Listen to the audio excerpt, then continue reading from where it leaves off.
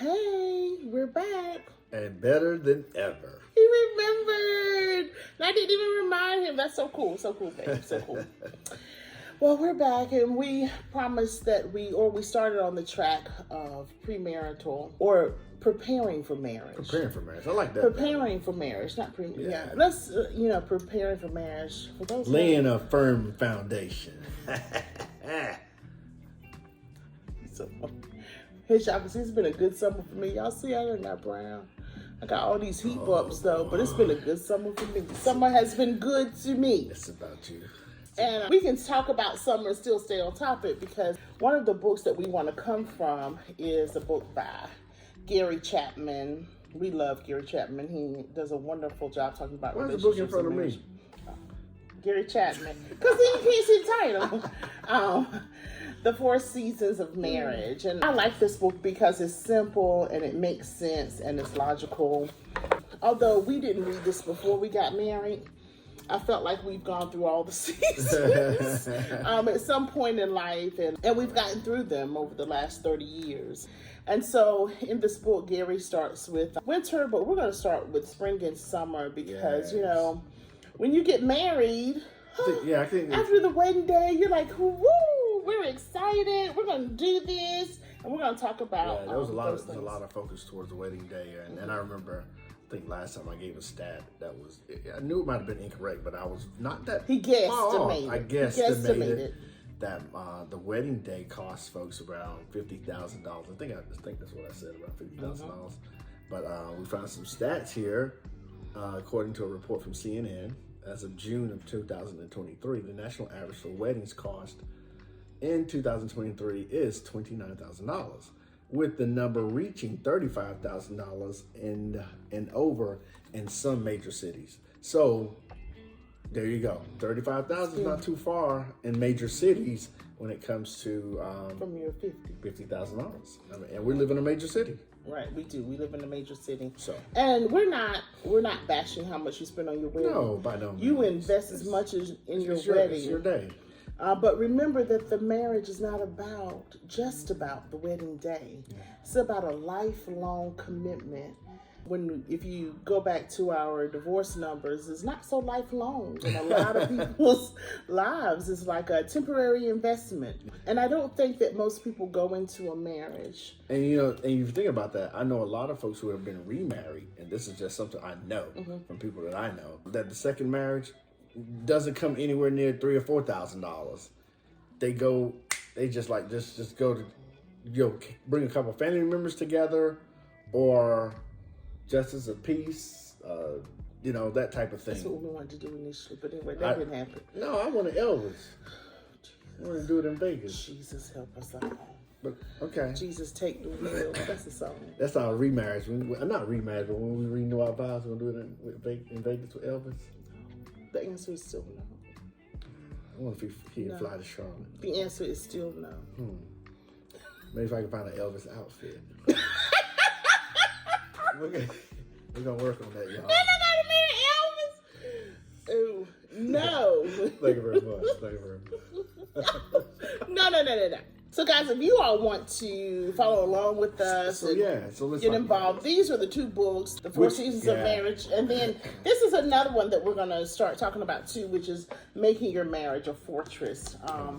Because I think it's important to invest in the marriage, right? Yeah, I think. Because this right here, 30 and a half years after the wedding day, and reception and family. Well, it just shows that your marriage is in a perpetual state of transition.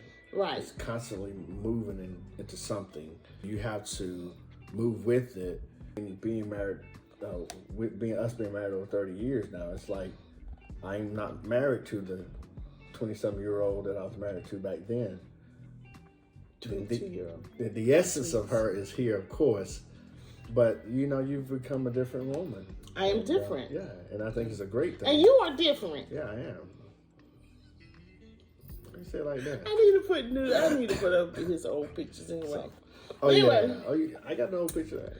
The Air Force picture drove her wild, y'all. The Air Force picture, man, that thing was. I ain't gonna get all riled up today. So guys, but when you so think about it. So think about this. So the spring of a marriage. So you think 4 seasons, and in the spring of a marriage, you talk about from an emotional standpoint. And each season has these 4 components: emotions, attitudes, actions, and the climate of a relationship. Those 4 things. In the emotions portion of it, you're going to have excitement, joy, and hope. The attitudes are going to be anticipation, optimism, gratitude, love, and trust. And then the actions will be nurturing, planning, communicating, seeking help when needed. Makes sense at the very start. And then the climate of a relationship, it goes into a lot of different things, but kind of talks about vitality, tenderness, openness, caring. Spring is the time of new beginnings. The flowers are blooming and the streams of communication are flowing. There's a sense of excitement about life together, all those things. And so what we're simply saying Well, I want you to read this one right here. Couples are making plans. They have great hopes for the future. They are planting seeds from which they hope to reap a harvest of happiness. Nice. And just like the seasons, spring is not one time. It's not when you first get married. We see a lot of this when you first get married, but then you see this again when you start talking about children. Yeah, that's because it's perpetual. So that means it gets spring-like, if you will, when you have children, because you go through all this again: excitement, joy, hope, anticipation, optimism, gratitude, love, trust. All nurturing, certainly seeking help when needed. Because caretaking is not just for one person in the house. It's for both parents. So let's stick on spring, because I really I want as couples preparing for marriage, or if you're already in a marriage, right? Think about those things that excited you about the other person. Yeah. Right? Think about those things that brought you joy. I think in terms the of relationship. Also unique moments. Think about those unique moments. We used to talk about, and a lot of folks that know us, we talk about the times when we used to go to Pizza Inn. In Greensboro. We were newly married. Had no honeymoon. Had no honeymoon. Went straight back to college. Got married on a Sunday.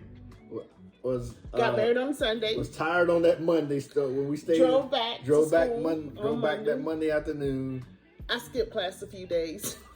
I did not. Because that's just who I am. I was fresh out the military, so I wasn't skipping anything. He was there. And I was in class on Tuesday morning, 8 o'clock. That's right. But it was great though. I mean, and we refused help from anybody. Yeah. We were like, it's us and God against the world. So we found out days like that was Thursday. We would go there on Thursday. Throwback Thursdays at Pizza Inn, and they had pizzas for like $9 no, pizza was like $7 or something like that. No, it was really cheap, but it was much cheaper than that. It was. Well, all I know is I used to walk in there like a big dog. Drinks were 25 cents. I used to have like a 10 on me. That was pizza, drinks, and tip. I used to lay that 10 down. That's all we had. I got like 5 of those. I only had one. $10. Yeah. And we would eat, and man, we'd walk out of there happy as we wanted to. But those are unique moments, though, that we look back at and say, those are unique moments in our lives, because we didn't have much. We knew we didn't, but at the end of the day, we had a lot of ambition, a lot of drive, a lot of determination. We were working hard right then. We had dreams. Dreams of education. There you go. We were talking about our future. We were talking about our future constantly. Our anticipation, our optimism, our love for one another, our trust in one another was in one another. And in the spring, that trust is so pure. It is. So, it just thrives. Trust thrives. And then I liked it because, I still feel it the same way now because it's given. I didn't have to work for trust. And you don't have to work for trust with me. Right. Just who you are gets it.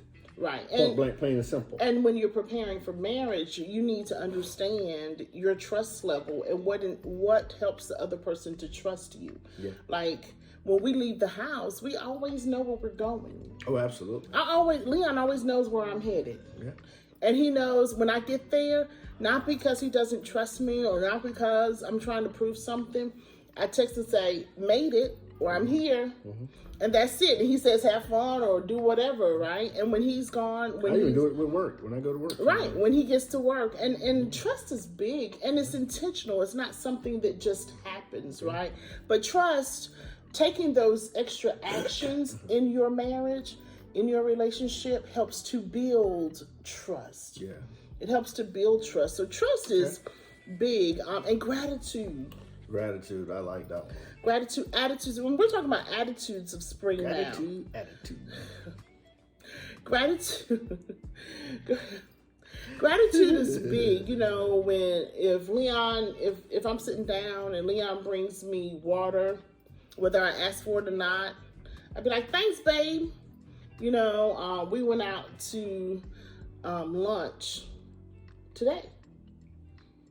Tell the story and I'll be able to say. Okay, we went out to lunch we went to a lot today. of lunch this week. And it's what we do, right? Because we're out.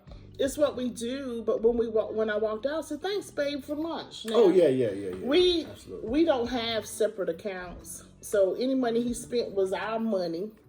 It wasn't that it came out his account or he did something special. It was just being grateful that he thought enough of us to take us to a new place that we hadn't been to. Yeah, that was exciting. But that he'd been to and he enjoyed it. He wanted to share it with us. So just gratitude, guys. And that was it built some excitement and some joy for the boys as well. Yeah. And they were like, okay. So the spring part of your marriage, the spring season of your marriage, is not by happenstance or by accident. Yeah. It takes intentionality to experience that season in its fullness and to have it come back around again. Absolutely, because you departmentalize it. Early on is early on. You're really starting to know, getting to know the other individual in more ways than one. Courting was great, and if you've been together for a long period of time before you got married, then when that person switches a little bit, you may not have any elasticity to deal with that. But you got to have some elasticity to say, I'm not used to that person acting that way, but or it may not be a bad thing, but people change a little bit when they get married. And I was reading an article today, or I looked at a headline today that said the brain is programmed, it is hardwired to resist change, right? And so when that person changes, it becomes, yeah, exactly. I don't even know who you are anymore. And you've heard people say that, I don't even know who you are. That's not who I married. And that is totally correct. It's not. That's not who you married. But what you have to realize is you also changed. That person didn't just change, and it wasn't just overnight. You changed. And instead of it being a fearful thing, in most situations, instead of it being a fearful thing, it can be an exciting time. Yeah. Because it's like learning someone new. Yeah, absolutely. If there's different personalities, it might be a little different. But it can be something like, okay, wait a minute now. So who that right today? But who that right there? But people are changing. I mean, Leon was in HR for many years.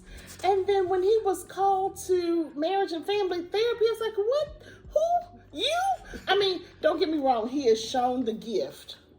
He has shown that gift and that strength in him all the while. But for him to actually pursue it in school, I was like, now let me think about this, right? But I embraced that, the excitement of knowing him as a marriage and family therapist, not just a HR person, not just a by the book, he's still by the book, but by the book, compartmentalizing, Now he's evolved. You've grown into someone not totally different, but different from who I married. Gosh, these heat bumps on my face are bothering me.